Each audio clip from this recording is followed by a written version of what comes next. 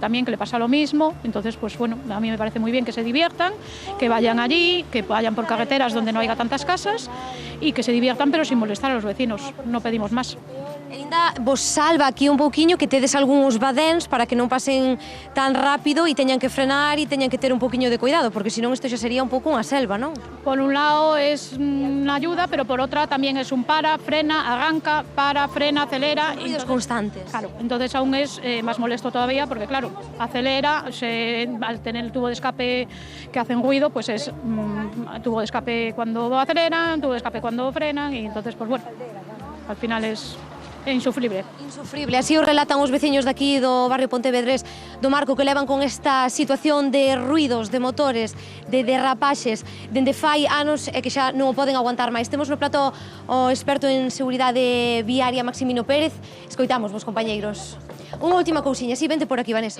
Sí que solicitamos, por favor, a las autoridades competentes la actuación inmediata. Primeramente, porque si no, este fin de semana, después de toda la repercusión que está teniendo estas entrevistas, aquí vamos a sufrir. Tendes medo de que esta semana apaguen con vos por sair nos medios? Obvio, sí. Aparte, va a pasar, seguro. Entonces solicitamos eso, la ayuda y que actúen las autoridades competentes, por favor. Pois escoitamos a Maximino, a ver se lles pode botar unha man a estes veciños que esta semana aínda teñen o doble de preocupación. Sí, pero non sei se, Alba, nos estábamos a preguntar que teñen tanta seguridade e que esta fin de semana van recibir como unha especie de vinganza, non sei se recibiron xa algunha ameaza de que ia ser peor esta fin de semana ou non, ou é unha intuición. Vanessa, preguntan dende o noso estudo se é a vosa intuición ou se xa recibistes ao mellor algunha ameaza ou é que levades tanto tempo con isto que xa sabedes como actúan. No, no es una amenaza, pero yo, por ejemplo, es que no tengo redes sociales, pero parece que por las redes sociales la repercusión que está teniendo está llegando a unos niveles de venganza. Yo no tengo redes sociales, pero sí que tengo gente que las tiene y gente que me lo comunica. Por eso es el miedo que tenemos todos este fin de semana. Sí. Maximino, Luis Pena, que poden facer os veciños do Marco en Pontevedra? Parece que non é España, isto, verdad? Parece que aquí, vamos a ver, aquí esa é unha vía pública, nas vías públicas está totalmente prohibido facer eso. Eu creo que as autoridades teñen que tomar cartas no asunto este, se hai denuncias, e se isto é algo recurrente, ademais, hombre, pois habrá que mandar... E non foron 5 minutos, polo que non foron 5 minutos, e aparte, bueno, pois hai que mandar patrullas, coller matrículas, poñer sancións exemplares, e acábase rapidamente con eso, pero hai que facelo. Bueno, xa vimos diferentes operacións aquí en Galicia, comentámonos no Quen anda aí, onde ían, identificaban a moitísima xente precisamente para rematar con estas quedadas, que hai que decir que o problema non é o tuning, que o tuning ao fin e ao cabo é modelado dos vehículos. E aparte, como esta é unha conducción temeraria, que me corrixa Luis si me equivoco, pero incluso se poden requisar o vehículo porque é a peza do delito. A comisión do delito, efectivamente, unha das posibilidades. A ver, aquí se infringen varias normas. Primeiro, o Código Penal, porque efectivamente existe unha condición temeraria, ten unha pena de cárcere, pódese retirar o vehículo, hai infraccións administrativas por a conducción, porque, lóxicamente, as vías públicas non poden ser utilizadas deste xeito e, ademais, pode existir un delito medioambiental polo ruido que se está provocando en esos momentos. Por lo tanto, parece que hai varios argumentos para que as autoridades, primeiro, as competentes policialmente e despois as competentes a nivel de goberno, sesa concello, sesa a subdelegación do goberno, poñan en marcha todos os mecanismos para que esta xente poida estar tranquilo, que creo que é o que merecemos todo. Precisamente eles están aí, entre outras cousas, para facer respetar a legalidade. O que non entendo como se poden xuntar decenas de persoas ou centos e que ali non aparezca ningunha policía de ningún tipo, porque son moitísima xente que se xunta aí, ten que estar comunicada, al final son varios coches, al final como con esa festa que teñen aí montada, como non chega unha local. Convócanse polas redes sociais, supoño. Pero a explicación é simple. En estos momentos existe unha disminución do parque policial a todos os niveis que fai que non se sean capaces de atender todas as urxencias que teñan. E isto é como nun hospital. Cando chega un accidentado, primeiro van a tratar de salvarlle a vida, que é importante,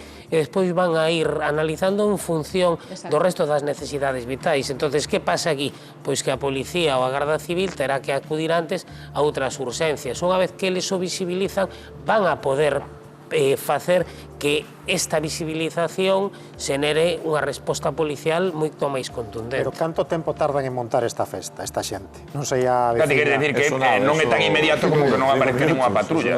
Pero digo que mellor é que están facendo outros traballos e non chegan a estar ali. Dende logo é difícil de comprender. Unha opción para aquí tamén sería que presentaran denuncias voluntarias. A parte das denuncias que ten que presentar a Guardia Civil de Tráfico, aos corpos e forzas de seguridade do Estado, os cidadáns poden coller as matrículas, coller probas e presentar como se foran denuncias voluntarias en vía administrativa que hai que darlle curso.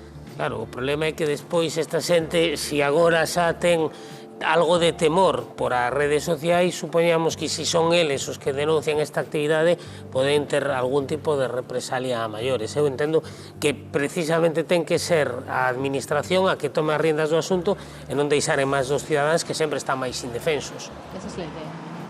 Ben, pois, o gallá, dende logo que rematen estes problemas pros veciños do Marco e dende logo que non vaya a peor, como decían que podría ir esta fin de semana con esas, non sei se ameazas ou avisos nas redes sociais. Seguiremos pendentes. Moitísimas grazas, Santiago, por acompañarnos nesta sobremesa. Moitísimas grazas, Maximino. A Luis Penella ainda lle temos bastantes deberes, de contado seguimos con él. E volvemos a Forxa, en Porqueira, onde un home con mobilidade reducida tivo que escapar dun incendio pola ventá. Raquel Pérez está co veciño que o asistiu neses difíciles momentos. Seguimos aquí aos pés desta casa, xa vedes, completamente calcinada, como comentábamos o programa, acontecía na madrugada deste domingo, aínda se están a investigar as causas, pero isto o que foi un tremendo susto para todos os veciños aquí da Forxa en Porqueira.